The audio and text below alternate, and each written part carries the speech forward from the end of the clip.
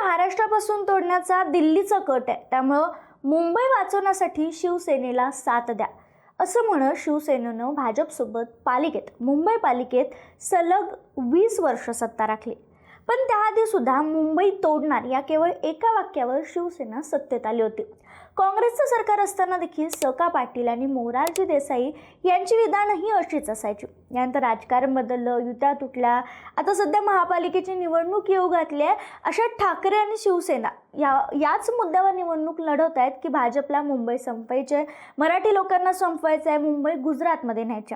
यावेळी त्याचा प्रतिकार भाजपचे नेते पुरेपूर करत असताना याच वेळी भाजपचे तामिळनाडूमधील नेते मुंबई महाराष्ट्राचं शहर नाही असं म्हणत भाजपला तोंडघशी पाडतायत. आणि यामुळेच पुन्हा एक नवीन राजकीय नाट्य सुरू झालंय. आता ते नेते कोण आहेत ज्यांनी हे बोलले? राज ठाकरेंनी सभेत त्यांच्याबद्दल नेमकं असं काय विधान केलं? नेमके ते कोण आहेत? यामुळे कोणाला फायदा होणार आहे, कोणाला तोटा होणार आहे? चला याबद्दलच सविस्तर बोलूयात. त्यासाठी व्हिडिओ शेवटपर्यंत नक्की बघा. नमस्कार, मी संजना. कटुकटमध्ये आपलं स्वागत. मुंबई महानगरपालिका निवडणुकीचं मतदान होण्यासाठी अवघे काही दिवस राहिलेत, त्यामुळे प्रचार शिगेला पोहोचलाय. दुसऱ्या राज्यातील नेते सुद्धा मुंबईत येतात. पण तामिळनाडूमधील एका नेत्यानं मुंबईबद्दल केलेल्या वादग्रस्त विधानावरून वादंग उठले. शिवतीर्थावर झालेल्या सभेत राज ठाकरे यांनी मुंबई वाचवण्याची शेवटची संधी असून सर्व पक्ष मराठी माणसांनी राजकीय मतभेद बाजूला ठेवून एकत्र यावं असं आवाहन करताना आज चुकलात तर कायमचे मुकाल असा इशारा देखील दिला. यावेळी त्यांनी एका नेत्याचा ठाकरे स्टाईलनं समाचार घेताना रसमलाई असा उल्लेख केला. आता हे रसमलाई म्हणून टीका केलेले नेते कोण आहेत? त्यांना काय म्हणले? चला बघूयात. मुंबई महापालिका निवडणुकीत मराठी भाषा हा मुद्दा चर्चेत असताना भाजपचे नेते के अण्णामलाई यांनी नवीन वाद घडवत भाजपला अडचणीत आणलं. ते म्हणाले, केंद्रात नरेंद्र मोदी, राज्यात देवेंद्र फडणवीस आहेत आणि मुंबई भाजपचाच महापौर पाहिजे. बॉम्बे हे महाराष्ट्राचं शहर नाही, आंतरराष्ट्रीय शहर आहे. मुंबईचं बजेट 75,000 कोटींच्या घरात आहे. ही काही लहान रक्कम नाही. चेन्नईचं बजेट 8,000 कोटी आहे, तर बेंगळुरू या शहराचं बजेट 19 कोटी आहे. त्यामुळे येथे ट्रिपल इंजिन सरकार पाहिजे. आता असं म्हणत असताना त्यांनी मुंबईला बॉम्बे म्हणले हे विसरून चालणार नाही. आणि हाच मुद्दा ठाकरेंनी टिपला आणि याच्यावरच जोरदार टीका सुरू झाली.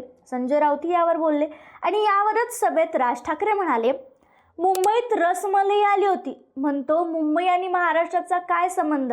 तुझा काय संबंध आहे इथं यायचा? अशा शब्दात राज ठाकरेंनी अण्णामलाईचा समाचार घेतला.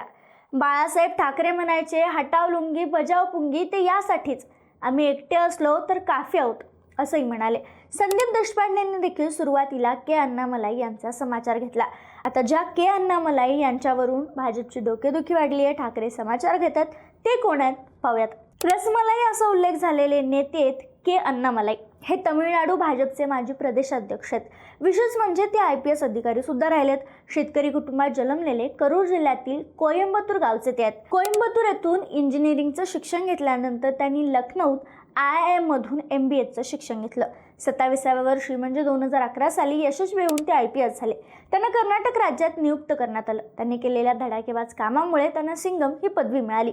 उडुपी येथे पोलीस अधीक्षक असताना त्यांनी अवैध धंदे, विशेषतः जुगार आणि अंमली पदार्थांच्या तस्करीविरुद्ध मोठी मोहीम उघडली. त्यांनी स्वतः साध्या वेशात फिरून अनेक बेकायदेशीर कृत्ये पकडली होती. त्यामुळे त्यांचा वचक निर्माण झाला होता. महत्त्वाचं म्हणजे त्यांनी 2017मध्ये चिकमंगळूरूमधील बाबा बुंडागिरी या संवेदनशील धार्मिक स्थळावर वाद निर्माण झाला होता. तेव्हा अण्णामलाई यांनी दोन्ही धर्माच्या नेत्यांशी संवाद साधला होता आणि कोणतीही हिंसा न होऊ देता परिस्थिती हाताळली होती. त्यांनी 8 वर्षात स्वतःची ओळख निर्माण केली. पण 2019मध्ये त्यांनी आपल्या पदाचा राजीनामा देऊन राजकारणात सक्रिय होण्याचा निर्णय घेतला. त्यानंतर 2020मध्ये त्यांनी भाजपात प्रवेश केला. त्यांच्या कामाची गती आणि लोकांवरील प्रभाव पाहून अवघ्या 10 महिन्यात त्यांना तामिळनाडू भाजपचे प्रदेशाध्यक्ष बनवण्यात आलं. त्या या पदावर काम करणारे सर्वात तरुण नेते ठरले होते. अण्णामलाई यांच्याकडे तामिळनाडू भाजपची कमान सोपवण्यामागं येथील मागास जातींना आकर्षित करण्यासाठी भाजपनं केलेला प्रयत्न आहे असंही सांगण्यात आलं. 2023मध्ये त्यांनी गृहमंत्री अमित शहा यांच्या उपस्थितीत एनमन एन मक्कल या पदयात्रेची सुरुवात केली होती. अण्णामलाई यांनी रस्त्यावरून चालताना लोकांशी संवाद साधला, शेतकऱ्यांशी, कष्टकऱ्यांशी संवाद साधून त्यांच्या समस्या जाणून घेतल्या.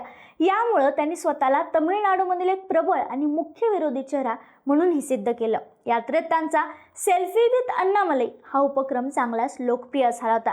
त्यामुळे नंतर लोकसभेत त्यांचा फायदा दिसून आला आणि त्यांनी 2021 साली अरवाकुरुची मतदारसंघातून विधानसभा निवडणूक लढवली, पण त्यांचा पराभव झाला. तसेच 2024च्या लोकसभा निवडणुकीतही त्यांचा पराभव झाला.